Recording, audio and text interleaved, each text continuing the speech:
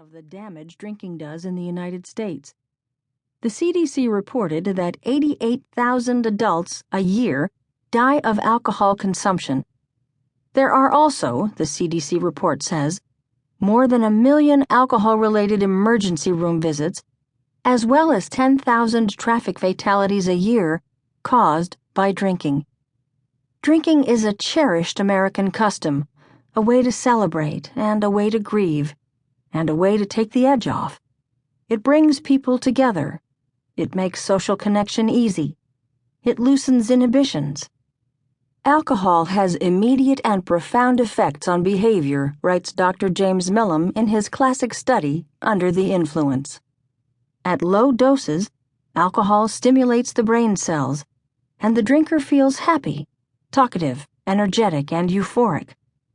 After 1 or 2 drinks, the normal drinker may experience some improvement in thought and performance. This is the alcoholic sweet spot, and its looseness and clarity have been woven into the fabric of American history.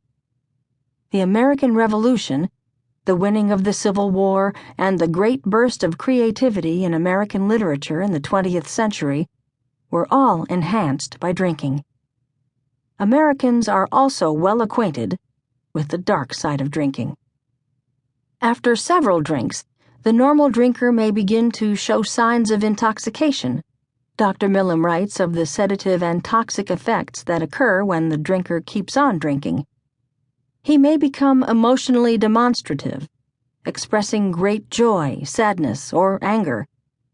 He may also begin to show signs of motor incoordination, staggering slightly when he walks, knocking his drink over as he leaves the table, or slurring his words. If he continues to drink, his vision may blur, and his emotions, thoughts, and judgment may become noticeably disordered. When someone is drunk, the familiar suddenly seems unfamiliar, and the simple complicated. "I take out my phone," writes Adam Rogers in describing an experiment with drunkenness and its aftermath. "At this point, it seems like utterly unfamiliar technology, like something aliens have left in my pocket." When does drinking become more than just a little harmless enjoyment? In history and in personal life, drinking has to be judged by its effects, not by the quantity imbibed or the attitudes of the surrounding culture. Alcoholism is a harsh diagnosis to make, and for most of our history, this damning word was not used. The terms alcoholism and alcoholic were not even coined until the 1840s, and didn't become common until the temperance movements of the 1890s. Before then, drunks were just drunks, and drinking too much was called by many names, most of them picturesque.